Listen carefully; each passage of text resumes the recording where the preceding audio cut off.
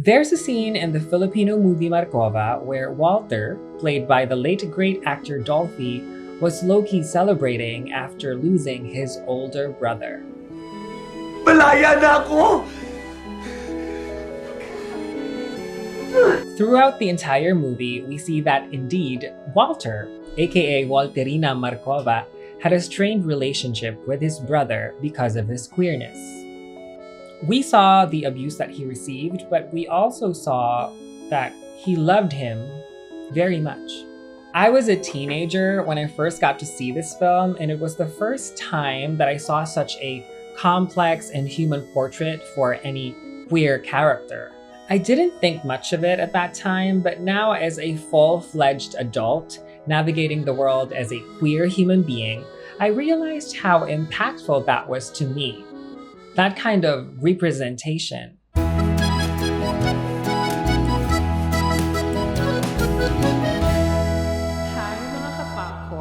In this week's Pop-Parinig, we here at SISNE POP would love to share to the world how the film Markova Comfort Gay changed the way LGBTQ+ stories are told in Philippine media. Happy Pride! Before moving on, in this channel, we love to bring Filipino pop culture to the world, so if you're up for more content like this, please don't forget to subscribe. The movie's title is actually a play on comfort women, the term used for women and girls forced into sex slavery by the Imperial Japanese Armed Forces during World War II in the Philippines, and actually in all their occupied territories. It was an absolutely devastating time for the country. The movie is based on the life story of Walter Dempster Jr., the last surviving Filipino comfort gay.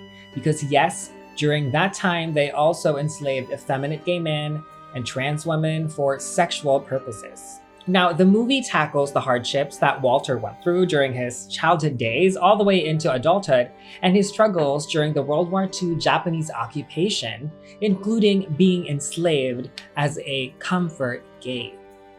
Born to a well-off family, he lived a pretty privileged life. But because he, of course, expressed his queerness, he was subjected to terrible things in and outside of his family. And then going through his life, he just chose to embrace his true identity and his creativity. So he became part of a group of drag performers in his early adulthood. This was when they were taken by Japanese soldiers and taken to a camp and used as comfort gays.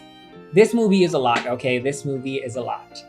Directed by the late Gil Portes, this movie stands out as a significant piece in Filipino cinema, not only for its compelling storytelling and stellar performances, but also for its critical recognition and the vital conversations it sparked about historical injustices and gay rights.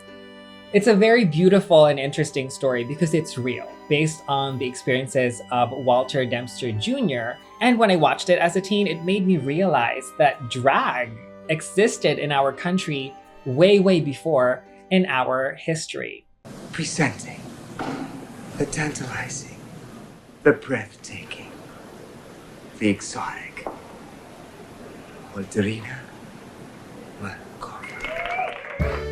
Now, sadly, Walter, also known as Walterina Markova, passed on in 2005, but we will all remain forever grateful for his willingness to share his very amazing story. Now, if any of you worldwide viewers have been paying attention to the channel, we always talk about how queer rights can still sometimes be a point of contention in Philippine society, even in 2024. And this is interesting because time and again, we keep seeing news stories and published studies and surveys about the Philippines being such a queer-friendly country. Like this one, a 2020 Pew Research report said that around 73% of Filipinos think that queerness should be accepted by society. Even more interestingly, among the Asian participants in the survey, the Philippines had the highest number of respondents who said they were accepting.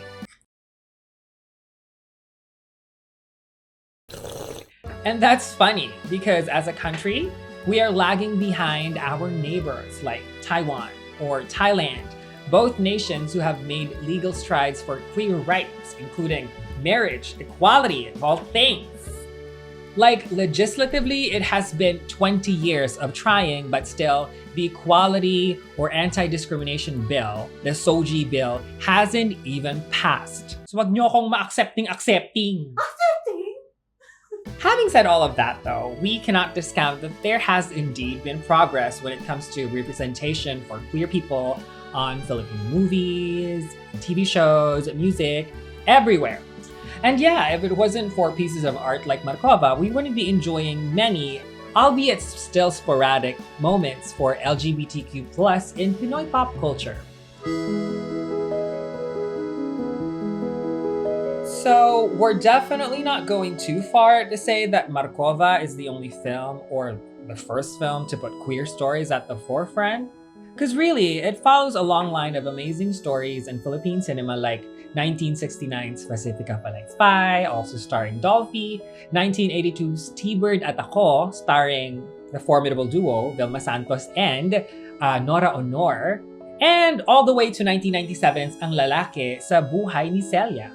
But we are going to highlight some factors that we think has made Markova Comfort Gay such an impactful part of Philippine cinema. Maybe this is just me, but I feel like this movie, especially during that time, was a challenge to cultural taboos.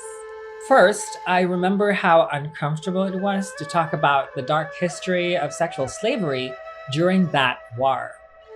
And after that, the Philippines and Japan, up to this day, enjoy a really good relationship. So bringing it up can sometimes have people clutching their pearls. Plus, discussing gay stories or queer topics in a realistic and complex manner weren't common back then, much less the idea of talking about gay men and trans women being violated. Now, the film was also acclaimed for its innovative casting choice. The genius of writer Clodoaldo Del Mundo, director Gil Portes, and Dolphy himself as producer, they decided to cast two of his actor sons as younger versions of Walter Rina. And as problematic as it is to see straight actors portray gay roles and get recognition, this style did enrich the film's storytelling, and I feel like this was a factor in why the Filipino audience really paid attention to the movie. So, we really can't deny how pivotal this film is as a part of the Filipino queer fabric.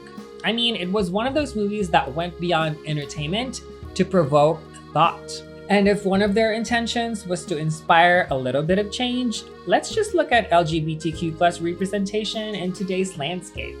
It's not perfect, and there's still a lot of steps that we need to take as a country, but if you're Filipino right now, you can just turn on your TV and see that one of the most powerful and influential celebrities of the moment is Vice Ganda, an out and proud queer icon. And just visit like the Letterboxd or the IMDb websites, and it'll show you how many critically acclaimed queer-centric Filipino movies we are able to enjoy now. On TV, there have been same-sex-based dramas that have garnered awesome primetime ratings and critical acclaim. Filipino BL series, and I hear even GL series, are constantly getting produced. Drag is inching its way into the Filipino mainstream. I just hope that this all reminds us that little bits and pieces of art still have a part in instilling our beliefs and shaping our society. Now I know in this world that we live in that's full of excess, we always question, do we need to be producing more movies? Do we need to be watching these many shows? Should we be consuming this much content? And those are fair questions to ask because content is literally everywhere now. But here is a thought that I want to leave y'all. That film was released in 2000. I watched it years later as a teenager, and you guys can watch it now because it is on Netflix. And I know for sure that getting to watch it was an experience that, to an extent, informed my view and shaped my vision of what the place is of queer people, not just in the media, but in life at large. Ako, si Walterina Markova. If you've made it to the end of the video, well, thank you so much for going on this Markova journey with us. And we have so much more content coming up. especially for Pride Month. So if you don't want to miss any of that, make sure to subscribe to SISNE POP, and I will see you all in our next video. Happy Pride!